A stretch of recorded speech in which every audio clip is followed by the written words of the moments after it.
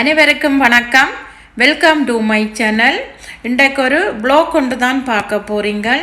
இந்த ப்ளாக்கில் நான் என்னுடைய பெல்கனி தோட்டத்தையும் நான் கடைக்கு போய் கொஞ்சம் பொருட்கள் வீட்டுக்கு தேவையான பொருட்கள் வாங்க போகிறேன், அதையும் தான் நான் இந்த வீடியோவில் கவர் பண்ணியிருக்கிறேன். நான் வீடு மாறுவதாக நான் ஒரு வீடியோ போட்டேன். அதுக்கு பிறகு நிறைய பேர் எனக்கு கமெண்டில் எழுதியிருந்தனும், அக்கா உங்களுடைய பொட்ஸில் இருக்கிற செடிகள் எல்லாவற்றையும் நீங்கள் கொண்டு போங்கோ, உங்களுடைய தோட்டத்தை நாங்கள் மிஸ் பண்ணுறோம்னு சொல்லி இருந்தனும். கட்டாயம் எனக்கும் அப்படித்தான். நான் என்னால் கொண்டு வைக்கக்கூடிய அளவை நான் கொண்டு என்னுடைய இந்த வெல்கனியில் நான் வச்சிருக்கிறேன். நான் நீண்ட நாட்கள் ஹாலிடேக்கு போயிருந்ததால் என்னால் தொடர்ந்து வீடியோக்கள் போட முடியலை. நிறைய பேர் எனக்கு கமெண்டில் கேட்டிருந்தனும். இனி நான் கூடுதலான வரை வீடியோக்களை போடுறதுக்கு நான் முயற்சி செய்கிறேன். எனக்கு எல்லாருமே தொடர்ந்து எனக்கு ஆதரவு தருவீங்களென்று நான் நம்புகிறேன். இந்த வீடியோ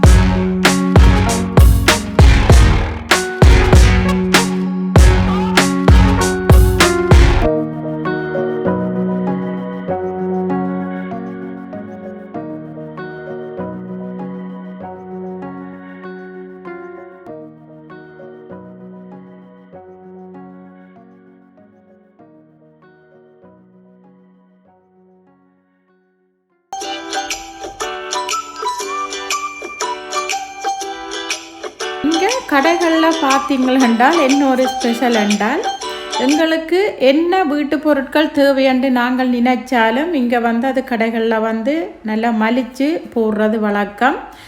இன்றைக்கும் பாருங்க நிறைய பொருட்கள் அப்படித்தான் போட்டிருக்குது. இதில் கத்திரிக்கோல் கூட இருக்குது, நல்ல கத்திரிக்கோல்.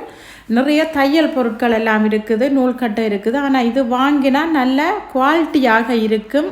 அவ்வளோ ஒரு தரம் கூடின பொருட்கள் தான் இங்கே கொண்டு வைக்கிறது. ஒரு கிழமைக்கு ஒரு கால் இங்கே எல்லா பொருட்களும் புத்தகம் முன்னுக்கு வைப்பினும் நாங்கள் எடுத்துக்கொண்டு போய் எப்போ போட போயின்னு பார்த்துட்டு நாங்கள் எங்களுக்கு தேவையான பொருட்களை வாங்கலாம். இது கையால் நாங்கள் தைக்கக்கூடிய ஒரு தையல் மெஷின் தான் இது. ஸ்டெப்லர் போல் நாங்கள் வச்சு தைக்கிறது நல்ல ஈஸியாக நாங்கள் இதை தைச்சு முடிக்கலாம். நாங்கள் மற்ற மிஷினில் 10 நிமிடத்தில் தைக்கிறத நாங்கள் 3-4 நிமிடத்திலே இந்த கை மிஷினால் தைச்சு முடிக்கலாம். இதே போல் இன்னும் நிறைய பொருட்கள் இங்கே போட்டிருக்கணும் பாருங்கோ. எல்லாமே நல்ல அழகாக அடுக்கி வச்சிருக்குது. நான் அதுகளையும் உங்களுக்கு காட்டுறேன்.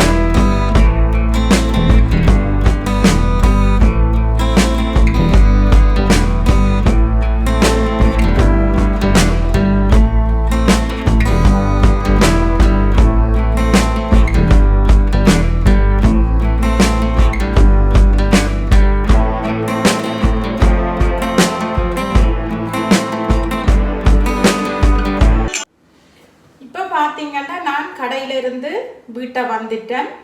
கடையில் அங்கே மிகுதியான பொருட்களை காட்ட முடியலை. ஏன்னா அங்கே நிறைய ஆக்கள்ன்றதால் என்னால் காட்ட முடியலை. இப்போ நான் என்னென்ன பொருட்கள் நான் அங்கே வாங்கி இருக்கிறேன்றதை நான் இப்போ இதில் உங்களுக்கு காட்டுறேன். கடையில் நான் பெருசாக இந்த பொருட்களும் நான் வாங்க போகல. கொஞ்சம் பிள்ளைகளுக்கு தேவையானது மற்றது வீட்டுக்கு தேவையானது தான் வாங்கியிருக்கிறேன். இந்த பொருட்களை நான் ஏன் காட்டுறேன்டா, சில பேர் நான் இந்த ப்ளாக்னு சொல்லி கடைக்கு போய் வந்து நான் இந்த பொருட்களை காட்டாமல் வீடியோ போட்டால், அக்கா நீங்கள் கடைக்கு போன நீங்கள் வாங்கின பொருட்களை ஏன் காட்டலையேன்ட்டு எனக்கு 2-3 தடவைகள் வேறு ஃப்ரெண்ட்ஸுகள் எழுதி இருக்கிறேன். அதால் தான் நான் இதை காட்டுறேன். இது பார்த்தீங்களாண்டா தையலுக்கு தேவையான கத்திரிக்கோல். இது எனக்கு முக்கியமானது. இது வந்து 2 பெரிய கத்திரிக்கோல் 2 சின்ன கத்திரிக்கோல் சேர்ந்து நல்ல மலிவாக போட்டிருந்தது. அதை நான் வாங்கியிருக்கிறேன்.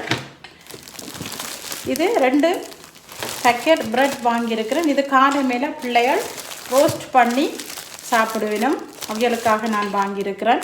இன்றைக்கு நான் லஞ்சுக்கு வைக்கி ரெடிமேடாக செய்த சாண்ட்விச் தான் நான் கடையில் வாங்கியிருக்கிறேன்.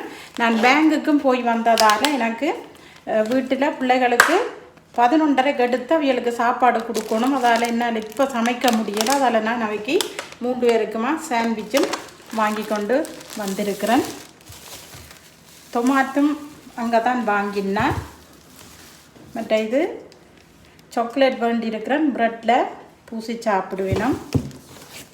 இது சாக்லேட் பவுடர் சிரோனா பாலில் போட்டு இது காலமெல்லாம் ஸ்கூலுக்கு போவேக்குள்ள குடிப்பா அவக்காக வாங்கியிருக்கிறேன்.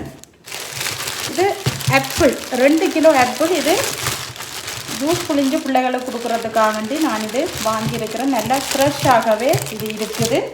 அதோட 2 கிலோ ஆரஞ்சும் வாங்கிட்டு வந்துட்டேன். இது பார்த்தீங்களா பாத்திரங்கள் கழுவுறது இதுவும் தேவையாக இருந்தது. எனக்கு வாங்கிட்டு வந்துட்டேன். இதுதான் வெளிநாடுகளில் முக்கியமானது. இது வந்து டஸ்ட்பின்னுக்கு போடுற பேக் வேண்டியிருக்கிறேன். எங்களோட பெரிய டஸ்ட்பின் 100 லிட்டர் வாங்கியிருக்கிறேன்.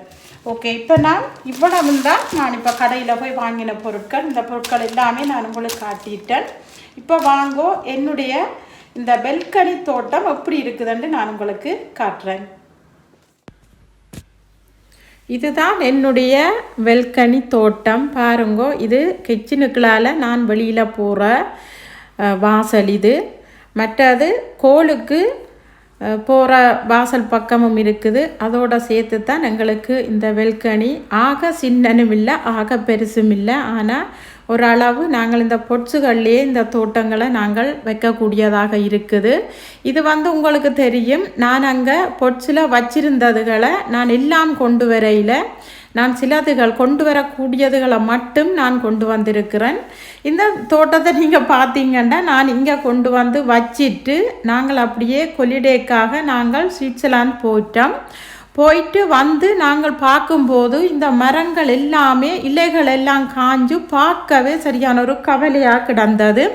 அதுக்கு பிறகு நான் வந்து எல்லாத்தையும் கட் பண்ணி போட்டு அதுக்கு பிறகு நான் தண்ணியால் ஊற்றி விட்டேன். நான் இது வந்து எனக்கு முதல் தடவைகள் இதில் பூத்து காய்ச்சது எல்லாம் அப்படி அந்த இலைகள் காய்ஞ்சி அதோடைய எல்லாம் காய்ஞ்சு போயிட்டுது. இது 2வது தடவைகள் எனக்கு தழைச்சி வந்த பூக்கள் காய்கள் தான் இதில் இருக்குது.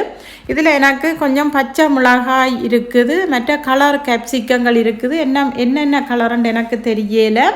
இங்கே பாருங்கோ தக்காளி மரங்கள். நான் இங்கே விரைக்குள்ள 6 தக்காளி மரங்கள் நிறைய காய்களோடு இருந்தது. பெரிய பெரிய மரங்களாக தான் கொண்டு வந்தேன். ஆனால் நாங்கள் கொல்லிடே போட்டு வர 3 மரம் எல்லாமே பட்டுட்டுது. அதில் எனக்கு 2 கிலோவுக்கு அதிகமான பழங்கள் இருந்தது. அதை மட்டும் நான் பிடுங்கி எடுத்தேன். நான் மற்றது இது வந்து வெள்ளரி பழம், ஊரில் வந்து வர்த்தக பழம் வண்டிதை சொல்கிறது. இது வந்து வெயில் காலங்களில் சுகரோடு சாப்பிட்றது அவ்வளோ ஒரு டேஸ்ட்டாக இருக்கும். இது பச்சை மிளகாய் இதில் நிறைய காய்ச்சி இருக்குது. நான் ஆல்ரெடி நான் ஒரு 250 கிராமுக்கு மேலே நான் பிடுங்கி எனது வீட்டு தேவைகளுக்கு நான் எடுத்திருக்கிறேன். இது வந்து கேப்சிகம். இதெல்லாமே 2வது தடவைகள் எனக்கு வந்தது தான். இது வந்து ஸ்ரீலங்கா கொச்சிக்காய். இதுவும் பட்டு போயிருந்தது, காஞ்ச மாதிரி வெட்டி விட்டுருக்கிறேன். வெட்டி விட்டு 2வது தளிருக்கு இருக்கிறது தான் இந்த பூக்களும் காய்களும். பாருங்க இவ்வளோ ஒரு கொத்து கொத்தாக பூத்திருக்குன்னு சொல்லி நிறைய இடம் இதுக்குள்ள இருக்குது எனக்கு. இருந்தாலும் என்னட்ட இப்போதைக்கு இவ்வளவு தான் இருக்குது, அதை நான் வச்சிருக்கிறேன். பாருங்கோ இது வந்து மற்ற கோல் பக்கத்துக்கு இருக்கிற சைட்டில். இதில் நான் பச்சை மிளகாய் இங்கே இதுக்கும் வந்து நல்லா கொத்து கொத்தாக காய்ச்சிருக்குது. அதில் 2 நல்ல அழகான பூக்கள் பூத்திருக்குது. இதுக்கும் பச்சை மிளகாய் தான். நான் சரியான உரைப்பு பச்சை மிளகாய்.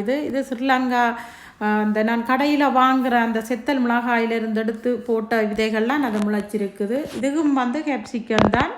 ஆனால் கேப்சிக்கங்களும் ஓரளவு எனக்கு ஒரு மரத்திலே நிறைய